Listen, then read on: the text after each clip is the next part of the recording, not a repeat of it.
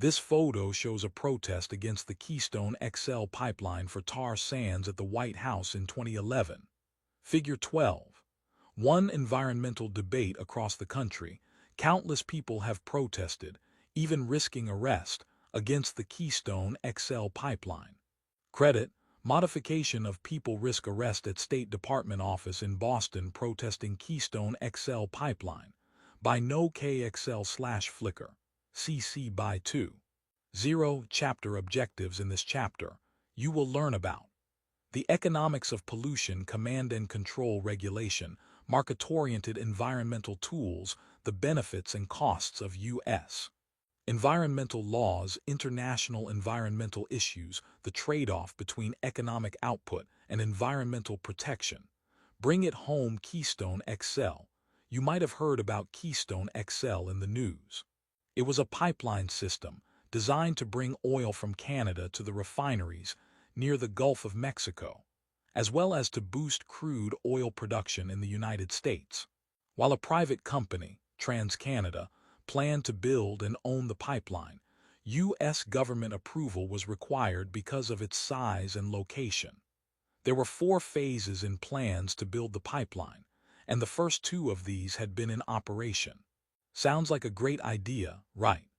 A pipeline that would move much-needed crude oil to the Gulf refineries would increase oil production for manufacturing needs, reduce price pressure at the gas pump, and increase overall economic growth. Supporters argued that the pipeline would be one of the safest pipelines built yet, and would reduce America's dependence on politically vulnerable Middle Eastern oil imports. Not so fast, said its critics. The Keystone XL would be constructed over an enormous aquifer, one of the largest in the world, in the Midwest, and through an environmentally fragile area in Nebraska, causing great concern among environmentalists about possible destruction to the natural surroundings.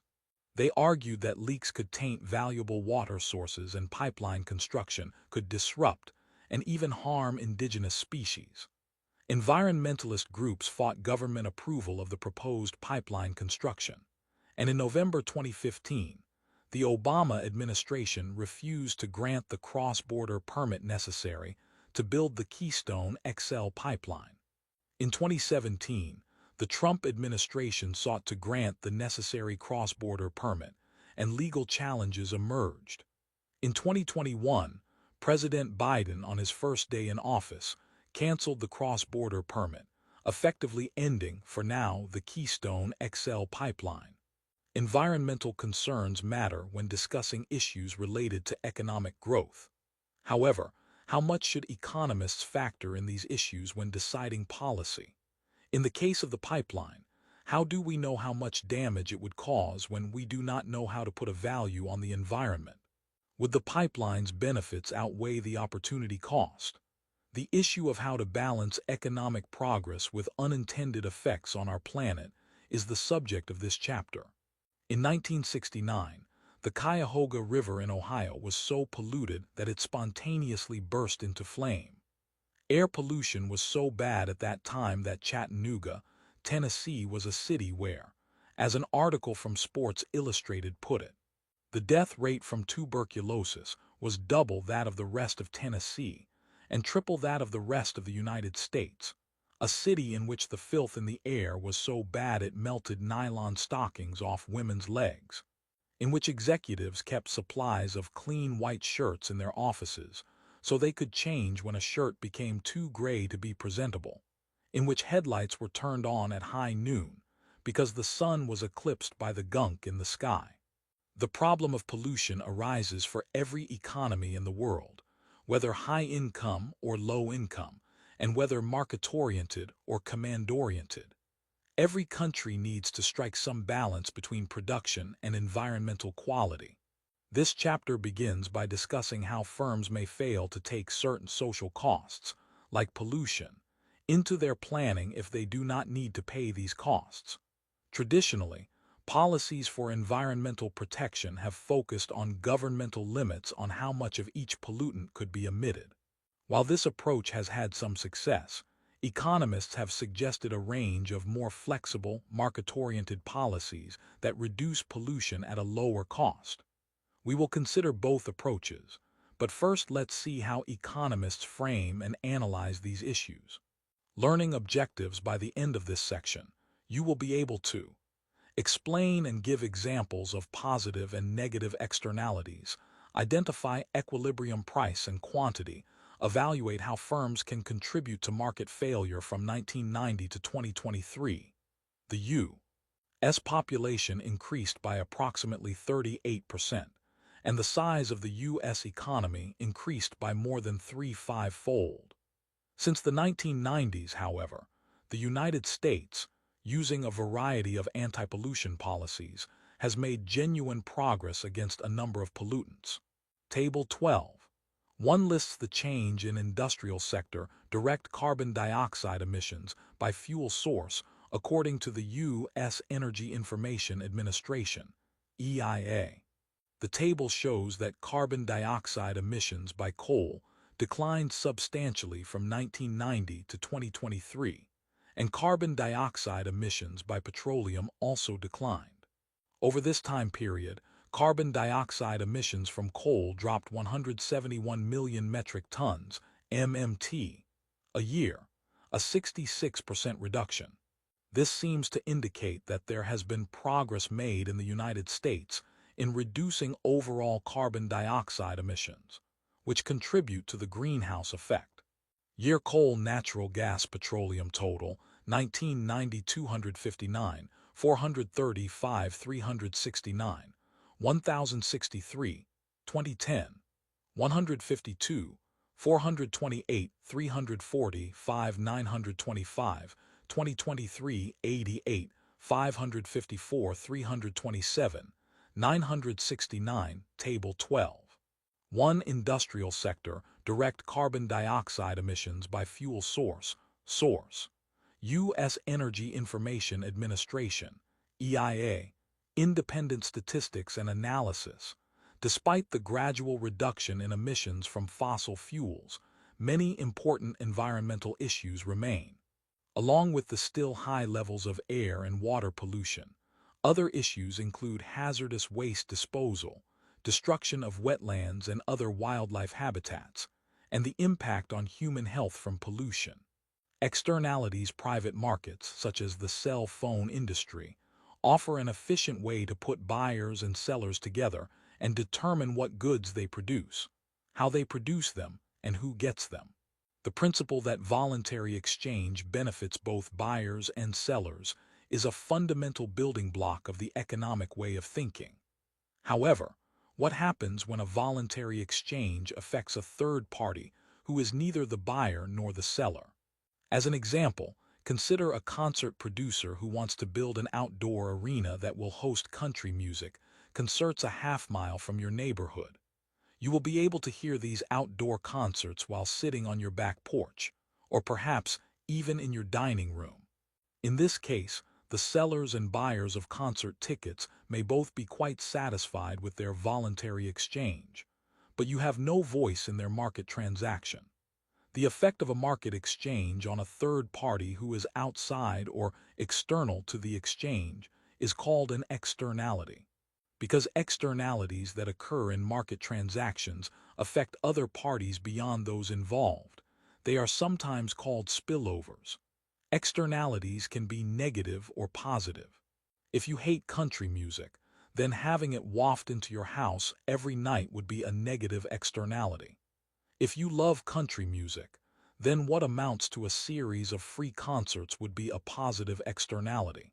Pollution as a negative externality. Pollution is a negative externality.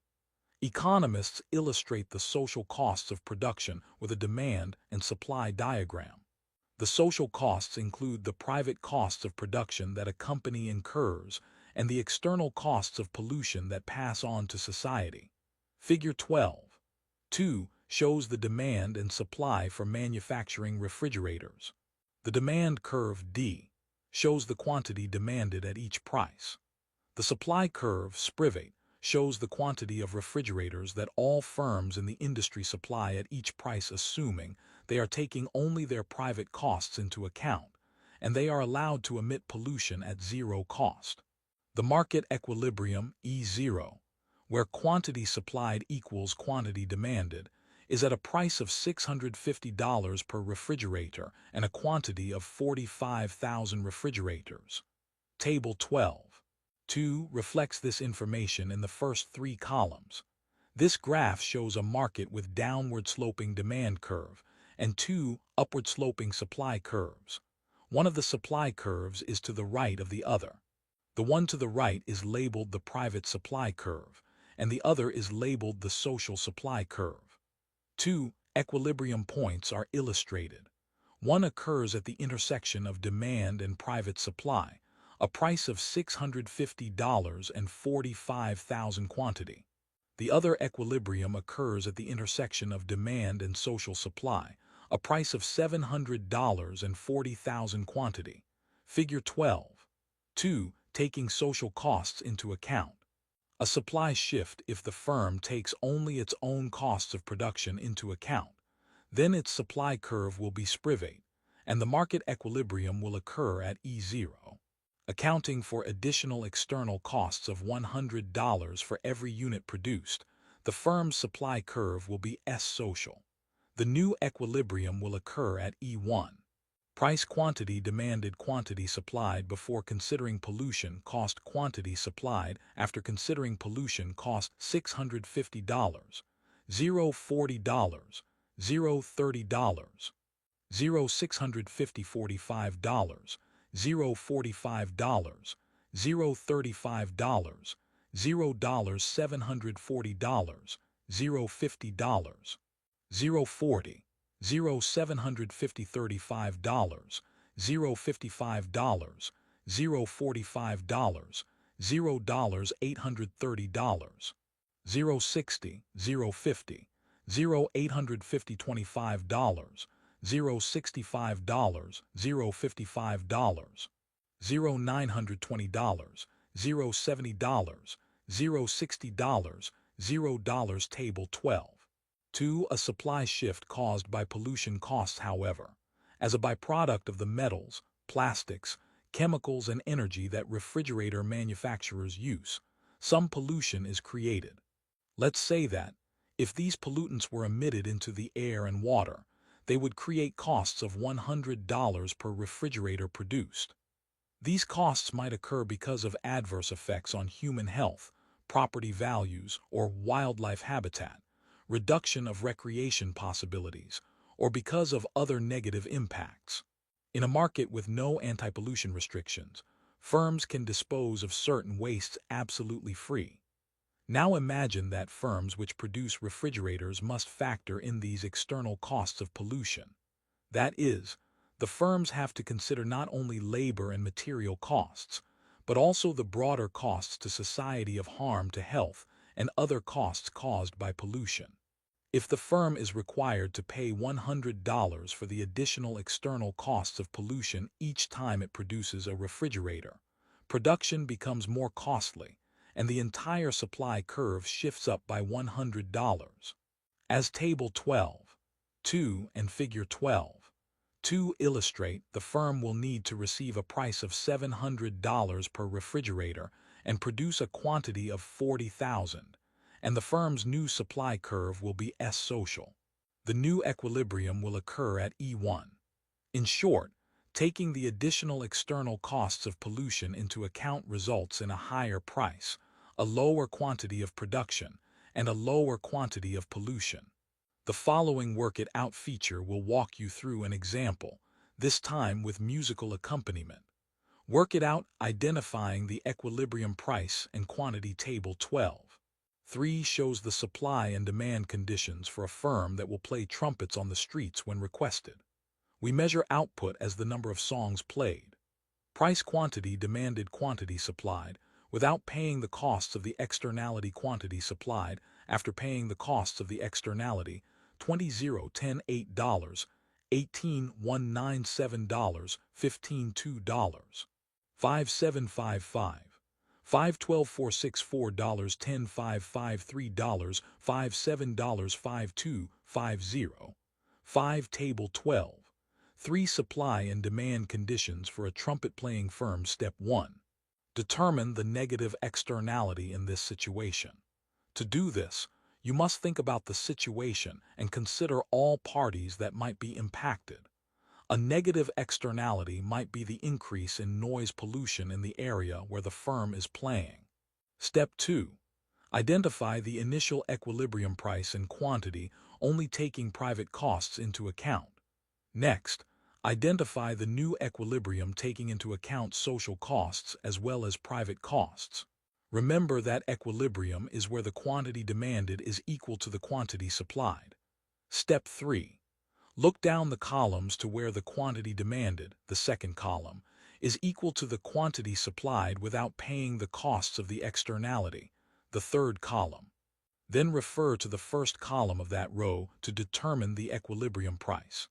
In this case, the equilibrium price and quantity would be at a price of $10 and a quantity of 5 when we only take into account private costs. Step 4. Identify the equilibrium price and quantity when we take into account the additional external costs. Look down the columns of quantity demanded, the second column, and the quantity supplied after paying the costs of the externality, the fourth column. Then refer to the first column of that row to determine the equilibrium price. In this case, the equilibrium will be at a price of $12 and a quantity of 4. Step 5. Consider how taking into account the externality affects the equilibrium price and quantity. Do this by comparing the two equilibrium situations. If the firm is forced to pay its additional external costs, then production of trumpet songs becomes more costly, and the supply curve will shift up. Remember that the supply curve is based on choices about production that firms make while looking at their marginal costs, while the demand curve is based on the benefits that individuals perceive while maximizing utility. If no externalities existed, private costs would be the same as the costs to society as a whole, and private benefits would be the same as the benefits to society as a whole. Thus, if no externalities existed, the interaction of demand and supply will coordinate social costs and benefits. However, when the externality of pollution exists, the supply curve no longer represents all social costs. Because externalities represent a case where markets no longer consider all social costs, but only some of them, economists commonly refer to externalities as an example of market failure. When there is market failure, the private market fails to achieve efficient output, because either firms do not account for all costs incurred in the production of output, and/or consumers do not account for all benefits obtained, a positive externality. In the case of pollution, at the market output, social costs of production exceed social benefits to consumers, and the market produces too much of the product. We can see a general lesson here. If firms were required to pay the social costs of pollution, they would create less pollution but produce less of the product and charge a higher price. In the next module, we will explore how governments require firms to account for the social costs of pollution. Learning objectives. By the end of this section, you will be able to explain command and control regulation, evaluate the effectiveness of command and control regulation. When the United States started passing comprehensive environmental laws in the late 1960s and early 1970s, a typical law specified to companies how much pollution their smokestacks or drain pipes could emit and imposed penalties if companies exceeded the limit. Other laws required that companies install certain equipment, for example, on automobile tailpipes or on smokestacks, to reduce pollution. These types of laws, which specify allowable quantities of pollution, and which also may detail which pollution control technologies companies must use, fall under the category of command and control regulation. In effect, command and control regulation requires that firms increase their costs by installing anti-pollution equipment. Thus, firms are required to account for the social costs of pollution in deciding how much output to produce. Command and control regulation has been highly successful in protecting and cleaning up the U.S. environment. In 1970, the federal government created the Environmental Protection Agency, EPA, to oversee all environmental laws. In the same year, Congress enacted the Clean Air Act to address air pollution. Just 2 years later, in 1972, Congress passed and the President signed the far-reaching Clean Water Act. These command and control environmental laws, and their amendments and updates, have been largely responsible for America's cleaner air and water in recent decades. However, economists have pointed out three difficulties with command and control environmental regulation. First, command and control regulation offers no incentive to improve the quality of the environment beyond the standards set by a particular law. Once firms meet the standard, polluters have zero incentive to do better. Second, command and control regulation is inflexible. It usually requires the same standard for all polluters, and often the same pollution control technology as well. This means that command and control regulation draws no distinctions between firms that would find it easy and inexpensive to meet the pollution standard, or to reduce pollution even further, and firms that might find it difficult and costly to meet the standard. Firms have no reason to rethink their production methods in fundamental ways that might reduce pollution even more and at lower cost. Third, legislators and EPA analysts write the command and control regulations, and so they are subject to compromises in the political process. Existing firms often argue and lobby that stricter environmental standards should not apply to them, only to new firms that wish to start production. Consequently, real-world environmental laws are full of fine print, loopholes, and exceptions. Although critics accept the goal of reducing pollution, they question whether command and control regulation is the best way to design policy tools for accomplishing that goal. A different approach is the use of market-oriented tools, which we discussed in the next section. Learning objectives by the end of this section, you will be able to show how pollution charges impact firm decisions, suggest other laws and regulations that could fall under pollution charges, explain the significance of marketable permits and property rights, evaluate which policies are most appropriate for various situations, market-oriented environmental policies, create incentives to allow firms some flexibility in reducing pollution. The three main categories of market-oriented approaches to pollution control are pollution charges, marketable permits, and better-defined property rights. All of these policy tools which we discuss below address the shortcomings of command and control regulation, albeit in different ways. Pollution charges. A pollution charge is a tax imposed on the quantity of pollution that a firm emits. A pollution charge gives a profit-maximizing firm an incentive to determine ways to reduce its emissions, as long as the marginal cost of reducing the emissions is less than the tax. For example, consider a small firm that emits 50 pounds per year of small particles, such as soot, into the air. This particulate matter causes respiratory illnesses and also imposes costs on firms and individuals. Figure 12.3 illustrates the marginal costs that a firm faces in reducing pollution. The marginal cost of pollution reduction, like most marginal cost curves, increases with output, at least in the short run. Reducing the first 10 pounds of particulate emissions costs the firm $300. Reducing the second 10 pounds would cost $500. Reducing the third 10 pounds would cost $900. Reducing the fourth 10 pounds would cost $1,500, and the fifth 10 pounds would cost $2,500. This pattern for the costs of reducing pollution is common, because the firm can use the cheapest and easiest method to make initial reductions in pollution, but additional reductions in pollution become more expensive. This graph illustrates an upward-sloping marginal cost of reducing particle emissions curve and a pollution charge. The y-axis shows cost and price. The x-axis shows quantity that particle emissions are reduced. The pollution charge is a horizontal line at $1,000. Marginal cost and the pollution charge intersect at a pollution reduction quantity of 30. Figure 12.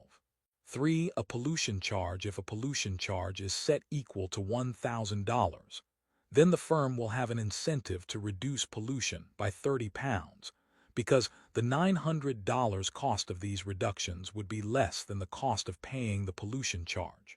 Imagine the firm now faces a pollution tax of $1,000 for every 10 pounds of particulates it emits. The firm has the choice of either polluting and paying the tax, or reducing the amount of particulates it emits and paying the cost of abatement as the figure shows. How much will the firm pollute and how much will the firm abate?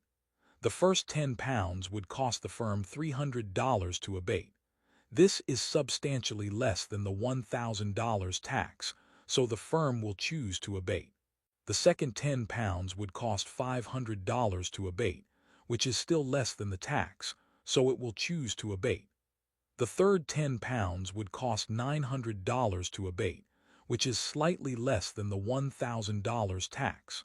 The fourth 10 pounds would cost $1,500, which is much more costly than paying the tax. As a result, the firm will decide to reduce pollutants by 30 pounds, because the marginal cost of reducing pollution by this amount is less than the pollution tax.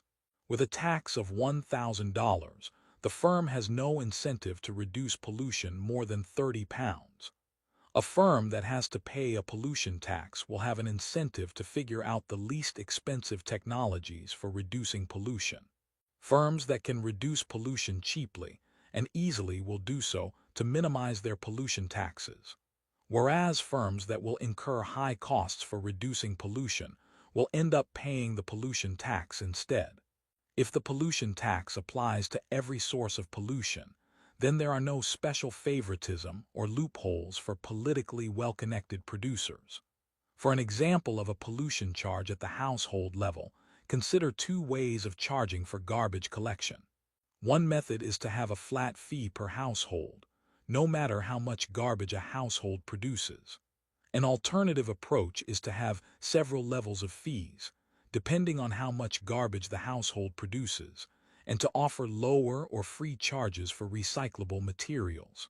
As of 2006, latest statistics available, the EPA had recorded over 7,000 communities that have implemented pay-as-you-throw programs.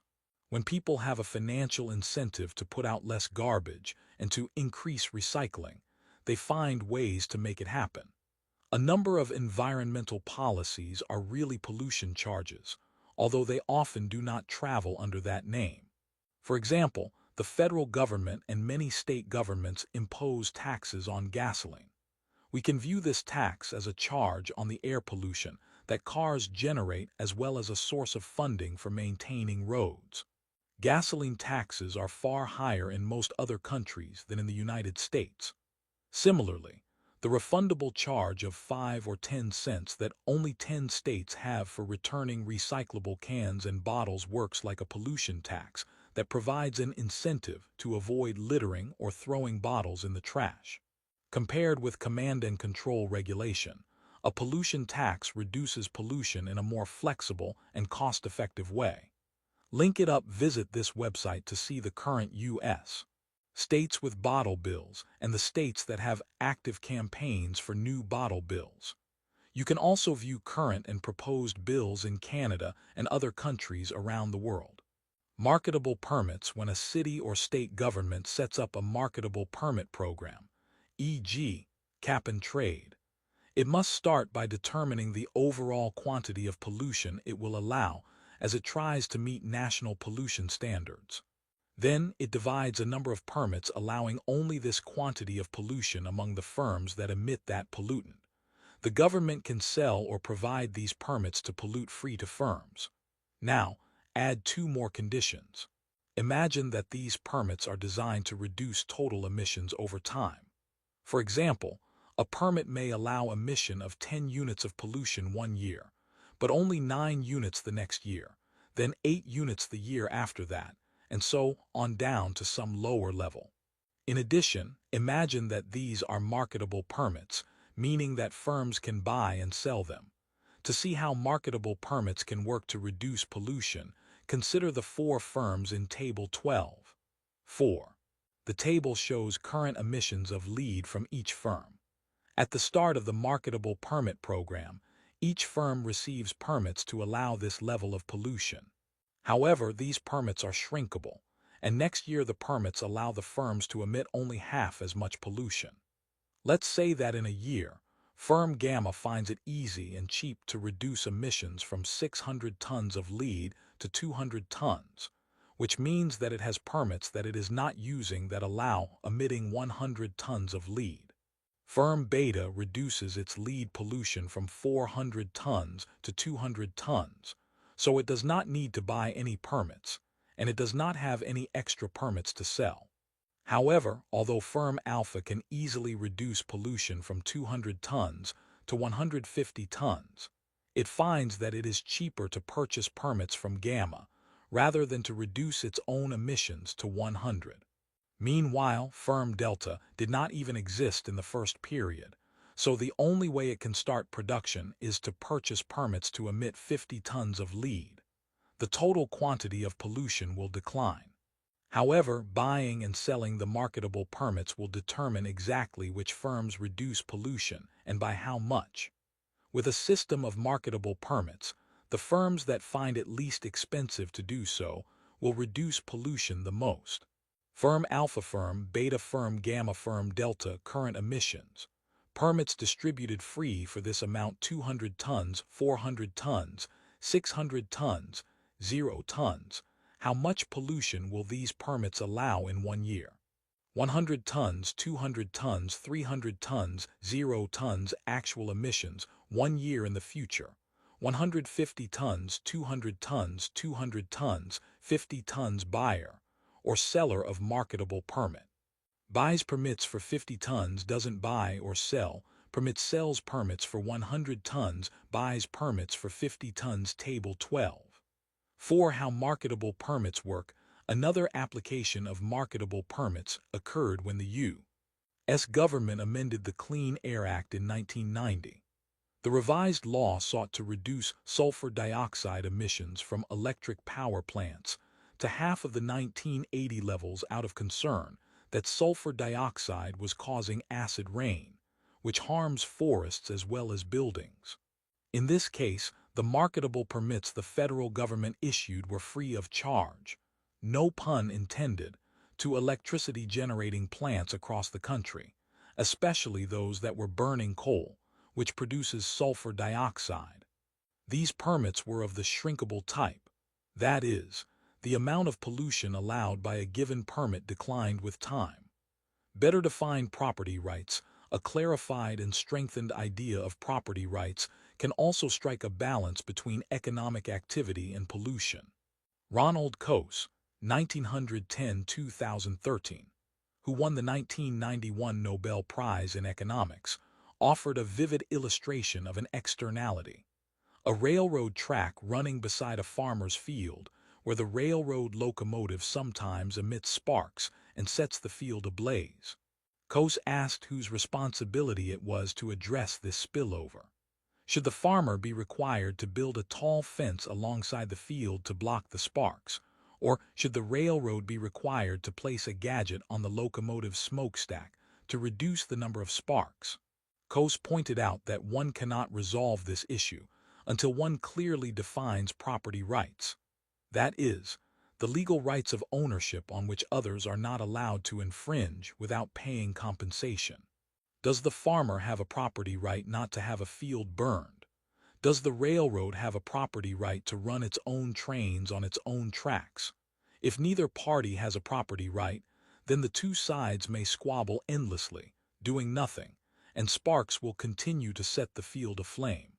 However, if either the farmer or the railroad has a well-defined legal responsibility, then that party will seek out and pay for the least costly method of reducing the risk that sparks will hit the field. The property right determines whether the farmer or the railroad pays the bills.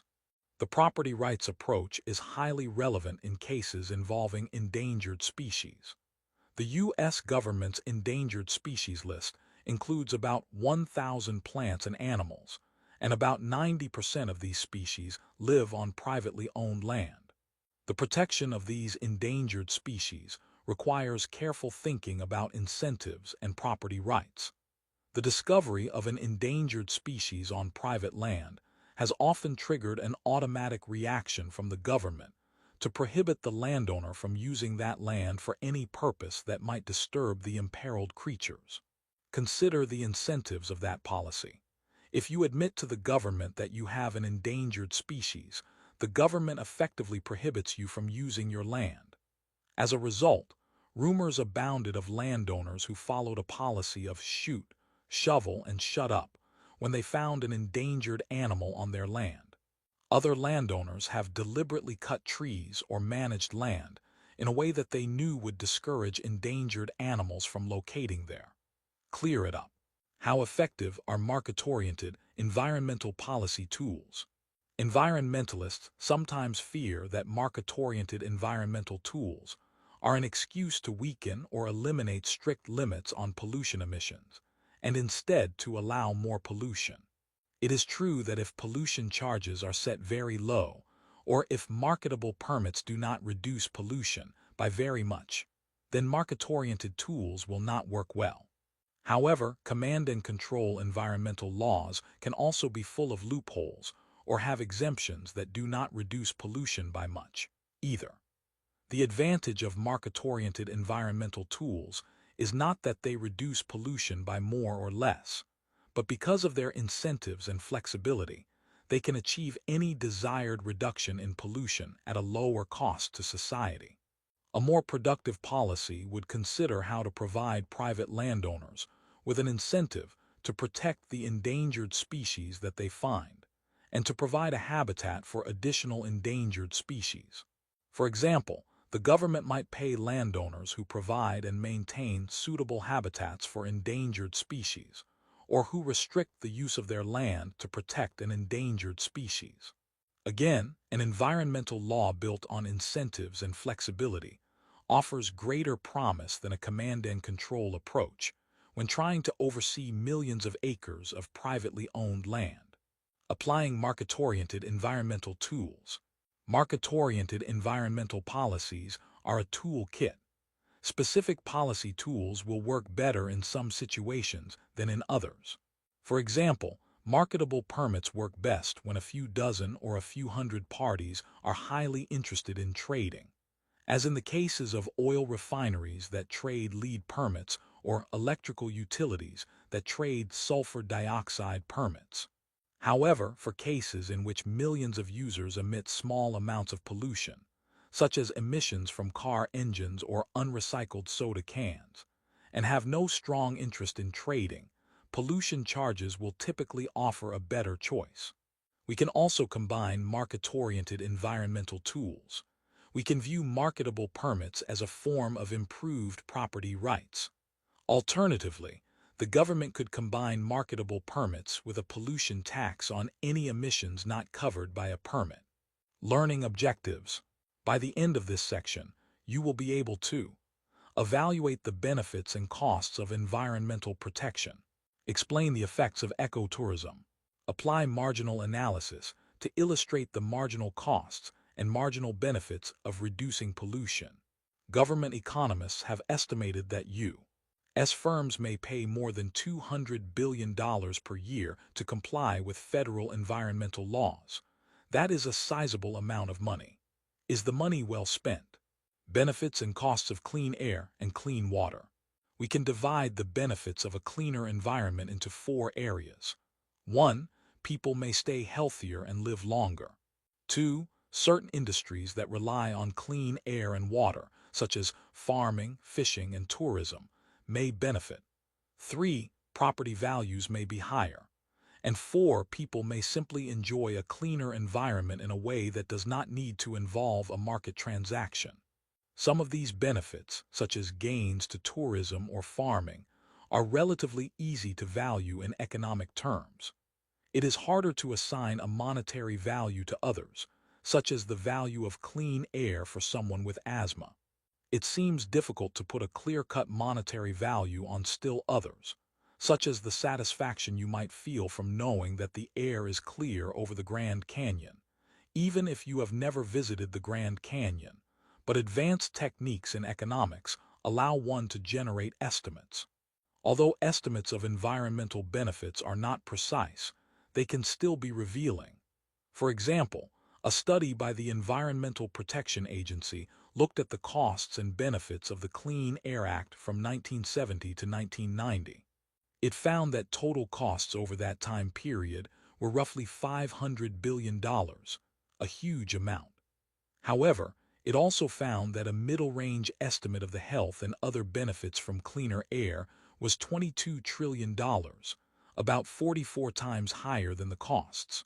A more recent EPA study estimated that the environmental benefits to Americans from the Clean Air Act will exceed their costs by a margin of 4 to 1. The EPA estimated that, in 2010, the benefits of Clean Air Act programs will total about $110 billion. This estimate represents the value of avoiding increases in illness and premature death which would have prevailed. Saying that overall benefits of environmental regulation have exceeded costs in the past, however, is very different from saying that every environmental regulation makes sense. For example, studies suggest that when breaking down emission reductions by type of contaminants, the benefits of air pollution control outweigh the costs primarily for particulates and lead. But when looking at other air pollutants, the costs of reducing them may be comparable to or greater than the benefits. Just because some environmental regulations have had benefits much higher than costs does not prove that every individual regulation is a sensible idea. Ecotourism. Making environmentalism pay. The definition of ecotourism is a little vague. Does it mean sleeping on the ground, eating roots, and getting close to wild animals? Does it mean flying in a helicopter to shoot anesthetic darts at African wildlife, or a little of both? The definition may be fuzzy, but tourists who hope to appreciate the ecology of their destination, eco-tourists, are the impetus to a big and growing business.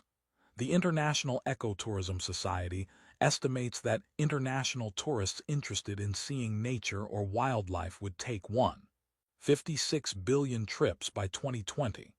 While COVID-19 prevented this from happening in 2020, it is clear that there is a strong demand for ecotourism. Link it up. Visit the International Ecotourism Society's website to learn more about the International Ecotourism Society, its programs, and tourism's role in sustainable community development. Realizing the attraction of ecotourism, the residents of low-income countries may come to see that preserving wildlife habitats is more lucrative than, say, cutting down forests or grazing livestock. In South Africa, Namibia, and Zimbabwe, for example, ecotourism has given local communities an economic interest in protecting elephant and rhinoceros populations. Some of the leading ecotourism destinations include Costa Rica and Panama in Central America, the Caribbean, Malaysia, and other South Pacific destinations, New Zealand, the Serengeti in Tanzania, the Amazon rainforests, and the Galapagos Islands. In many of these countries and regions, governments have enacted policies whereby they share revenues from ecotourism with local communities, to give people in those local communities a kind of property right that encourages them to conserve their local environment.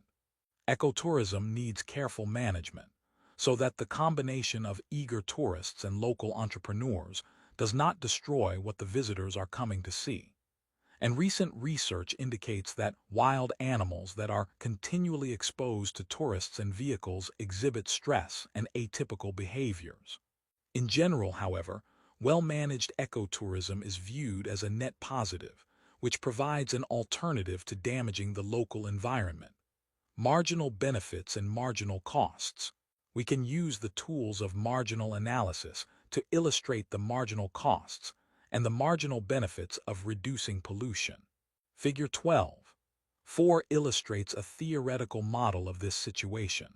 When the quantity of environmental protection is low so that pollution is extensive, for example, at quantity Ka, there are usually numerous relatively cheap and easy ways to reduce pollution, and the marginal benefits of doing so are quite high. At Ka, it makes sense to allocate more resources to fight pollution. However, as the extent of environmental protection increases, the cheap and easy ways of reducing pollution begin to decrease, and one must use more costly methods. The marginal cost curve rises. Also, as environmental protection increases, one achieves the largest marginal benefits first, followed by reduced marginal benefits. As the quantity of environmental protection increases to, say, QB, the gap between marginal benefits and marginal costs narrows. At point QC, the marginal costs will exceed the marginal benefits. At this level of environmental protection, society is not allocating resources efficiently because it is forfeiting too many resources to reduce pollution. The graph shows that reducing pollution to avoid a pollution charge can negatively affect the productivity of a firm. Figure 12.4 marginal costs and marginal benefits of environmental protection. Reducing pollution is costly. One must sacrifice resources. The marginal costs of reducing pollution are generally increasing because one can first make the least expensive and easiest reductions, leaving the more expensive methods for later. The marginal benefits of reducing pollution are generally declining because one can take the steps that provide the greatest benefit first, and steps that provide less benefit can wait until later. As society draws closer to QB, some might argue that it becomes more important to use market-oriented environmental tools to hold down the costs of reducing pollution. Their objective would be to avoid environmental rules that would provide the quantity of environmental protection at QC, where marginal costs exceed marginal benefits.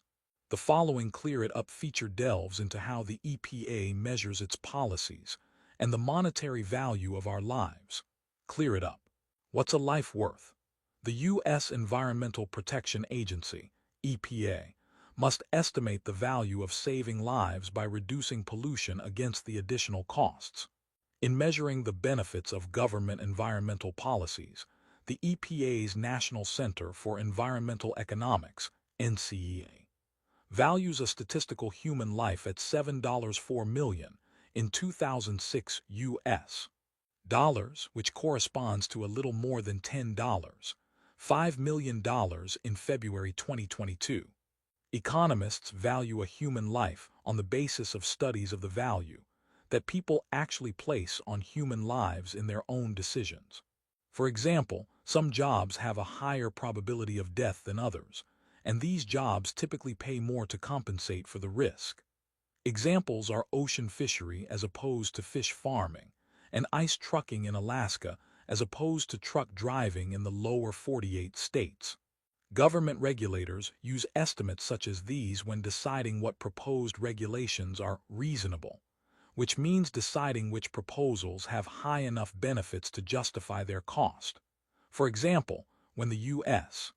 Department of Transportation makes decisions about what safety systems should be required in cars or airplanes, it will approve rules only where the estimated cost per life saved is $3 million or less.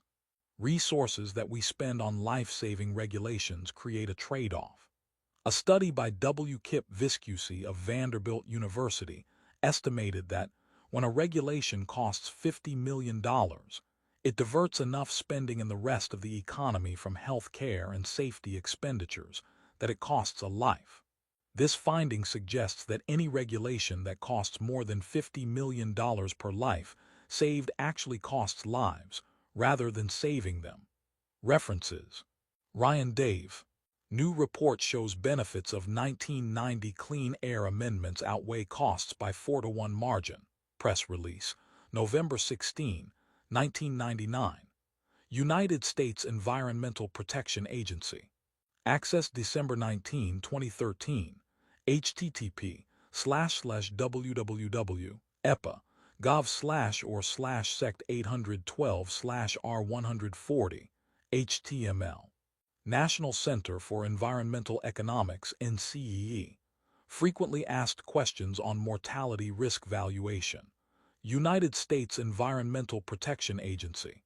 Access December 19, 2013. http Yosemite EPA gov/e/epa/ed nsf/pages/mortality risk valuation html #WhatValue World Tourism Organization Tourism 2020 Vision. Access December 19, 2013. http://www.worldtourism.org Market Research Facts Market Trends. HTM. Viscusi Kip W. Fatal Trade-offs. Public and Private Responsibilities for Risk. New York, Oxford University Press 1995. Learning Objectives. By the end of this section, you will be able to explain biodiversity, analyze the partnership of high-income and low-income countries in efforts to address international externalities. Many countries around the world have become more aware of the benefits of environmental protection. Yet even if most nations individually took steps to address their environmental issues, no nation acting alone can solve certain environmental problems which spill over national borders. No nation by itself can reduce emissions of carbon dioxide and other gases by enough to solve the problem of global warming, not without the cooperation of other nations. Another issue is the challenge of preserving biodiversity, which includes the full spectrum of animal and plant genetic material. Although a nation can protect biodiversity within its own borders, no nation acting alone can protect biodiversity around the world. Global warming and biodiversity are examples of international externalities. Bringing the nations of the world together to address environmental issues requires a difficult set of negotiations between countries with different income levels and different sets of priorities. If nations such as China, India, Brazil, Mexico, and others are developing their economies by burning vast amounts of fossil fuels or by stripping their forest and wildlife habitats, then the world's high-income countries acting alone will not be able to reduce greenhouse gases. However, low-income countries, with some understandable exasperation, point out that high-income countries do not have much moral standing to lecture them on the necessities of putting environmental protection ahead of economic growth. After all, high-income countries have historically been the primary contributors to greenhouse warming by burning fossil fuels, and still are today. It is hard to tell people who are living in a low-income country, where adequate diet, health care, and education are lacking, that they should sacrifice an improved quality of life for a cleaner environment. Can rich and poor countries come together to address global environmental spillovers? At the initiative of the European Union and the most vulnerable developing nations, the Durban Climate Conference in December 2011 launched negotiations to develop a new international climate change agreement that covers all countries. The outcome of these negotiations was the Paris Climate Agreement, passed in 2015. The Paris Agreement committed participating countries to significant limits on CO2 emissions. To date, 196 entities have signed on, including the two biggest emitters of greenhouse gases, China and the United States. The U.S. contribution to the agreement was the Clean Power Plan, which planned to reduce power plant CO2 emissions across the U.S. by 17% to pre-2005 levels by 2020, and to further reduce emissions by a cumulative 32% by 2030. In early 2017, the Trump administration announced plans to back out of the Paris Climate Agreement. Trump opposed the Clean Power Plan, opting instead to shift focus to the use of natural gas. This represented a significant blow to the success of the Paris Agreement. However, on his first day in office, President Biden, on behalf of the United States, rejoined the Paris Climate Agreement. Link it up. Visit this website to learn more about the European Commission. If high-income countries want low-income countries to reduce their emission of greenhouse gases, then the high-income countries may need to pay some of the costs. Perhaps some of these payments will happen through private markets. For example, some tourists from rich countries will pay handsomely to vacation near the natural treasures of low-income countries. Perhaps some of the transfer of resources can happen through making modern pollution control technology available to poorer countries. The practical details of what such an international system might look like and how it would operate across international borders are forbiddingly complex. However, it seems highly unlikely that some form of world government will impose a detailed system of environmental command and control regulation around the world. As a result, a decentralized and market-oriented approach may be the only practical way to address international issues such as global warming and biodiversity. Learning objectives. By the end of this section, you will be able to apply the production possibility frontier to evaluate the trade-off between economic output and the environment. Interpret a graphic representation of the trade-off between economic output and environmental protection. We can analyze the trade-off between economic output and the environment with a production possibility frontier, PPF, such as the one in Figure 12. 5. At one extreme, at a choice like P, a country would be selecting a high level of economic output but very little environmental protection. At the other extreme, at a choice like T, a country would be selecting a high level of environmental protection but little economic output.